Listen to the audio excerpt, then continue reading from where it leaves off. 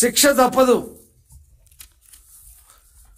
చూలగంటి బ్రహ్మారెడ్డి మా పార్టీ నాయకుడు బాధ్యతలు తీసుకొని వస్తే మాచర్ల నియోజకవర్గంలో ప్రజలు బ్రహ్మరథం పట్టారు. ఎందుకు?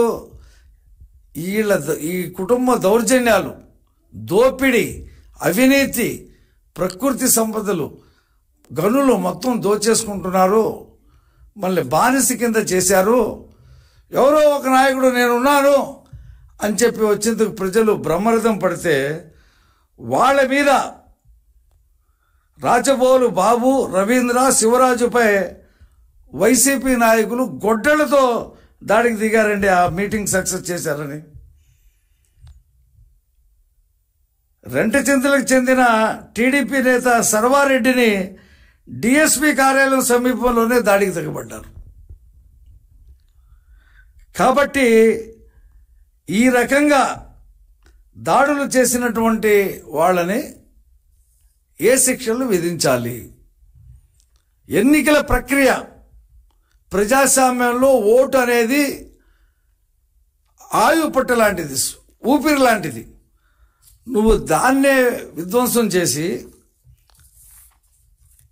చేస్తే నీకు ఎన్ని సంవత్సరాలు ఓటు లేకుండా శిక్షించాలి ఈసీ చెప్పాల.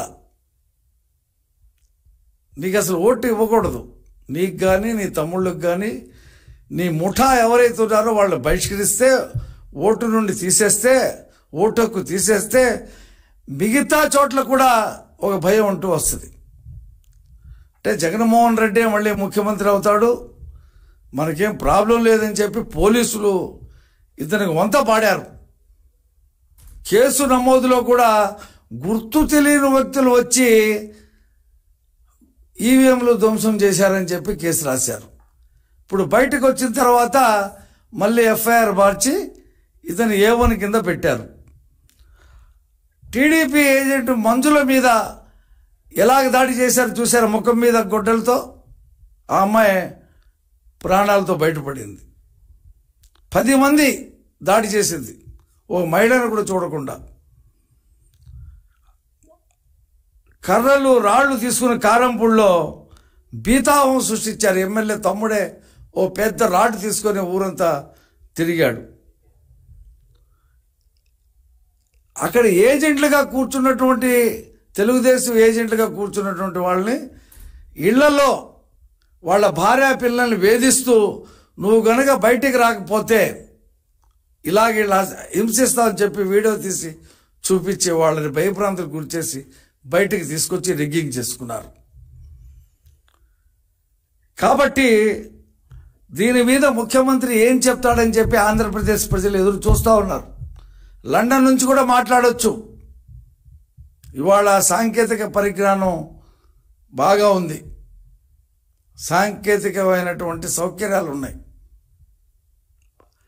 అక్కడ నుండి దీన్ని ఖండిస్తూ జగన్మోహన్ రెడ్డి మాట్లాడతాడా, లేకపోతే సమర్థించి మాట్లాడతాడా, లేదా అక్కడ ఉండి ఇంకా కథ నడుపుతాడా? మాకు అనుమానం ఉంది. ఏంటంటే ఇవాళ ఆర్ఓలు చాలామంది కౌంటింగ్కి వెళ్ళం బాబు, మేము మమ్మల్ని ఇప్పటికే భయపెడుతున్నారు, కౌంటింగ్కి వెళ్తే చంపేస్తామంటున్నారు, ఒకళ్ళు వెళ్ళినా సరే పడిన ఓట్లు వైసీపీకి వచ్చినాయి చెప్పి రాయండి అని చెప్పి మా మీద ఒత్తిడి చేస్తున్నారు, మాకు మెడికల్ లీవ్ ఇవ్వండి అని చెప్పేసి వేడుకుంటున్నారు. అంటే ఎంత భయానకమైనటువంటి వాతావరణం ఈ రాష్ట్రంలో ఉందో మనం చూస్తూ ఉన్నాం. ఇదంతా కూడా రేపు కౌంటింగ్ ప్రక్రియలో జవహర్ రెడ్డి గారికి ఉంటే కౌంటింగ్ ప్రక్రియ కూడా సరిగ్గా జరుగుద్దో లేదో అనేటువంటి అనుమానం మా తెలుగుదేశం పార్టీకి మిత్రపక్షాలకు ఉంది. కేంద్ర ఎన్నికల సంఘం ఇప్పటికైనా సరే ఈ 10 రోజులకు ముందు జవహర్ రెడ్డిని తొలగించడం మంచిది, అది ప్రజాస్వామ్యానికి మంచిది. కేంద్ర ఎన్నికల సంఘం ఆ పని చేయాలి అని చెప్పి తెలుగుదేశం పార్టీ డిమాండ్ చేస్తూ ఉంది. తెలుగుదేశం పార్టీ వాళ్ళు వచ్చి దౌర్జన్యాలు చేశారంట. ఎన్నికల సంఘం తెలుగుదేశం పార్టీతో కుమ్మకైపోయిందంట, రిగ్గింగ్ చేసుకున్నారంట. అంబటి రాంబాబు హైకోర్టుకి వెళ్తాడు. ఈ రాష్ట్రంలో దౌర్జన్యాలకి మారుపేరు వైసీపీ. దారుణాలకు మారుపేరు వైసీపీ. డ్రైవర్ సుబ్రహ్మణ్యాన్ని చంపి డోర్ డెలివరీ చేసి కాల్చుకుంటావో పూడ్చుకుంటావో అని చెప్పి వెళ్ళినటువంటి ఎమ్మెల్సీ అనంతబాబుని ఎంబటేసుకుని తిరుగుతున్నవాడు ముఖ్యమంత్రి. అతను చాలా మంచోడు. అలాగా ఈ రాష్ట్రంలో ఈ రాక్షస పాలనకి అంతం జరిగింది. ప్రజలు పెద్ద ఎత్తున ఓటేశారు. 4వ తారీఖు నాడు తెలుస్తుంది. కానీ 4వ తారీఖు నాడు కౌంటింగే చాలా సవాలుగా మారింది. కాబట్టి కేంద్ర ఎన్నికల సంఘం జవహర్ రెడ్డిని తక్షణం ఆ పదవి నుండి తొలగించాలా. మొత్తం వ్యవస్థలన్నింటినీ కూడా సర్వనాశనం చేశాడు జగన్మోహన్ రెడ్డి.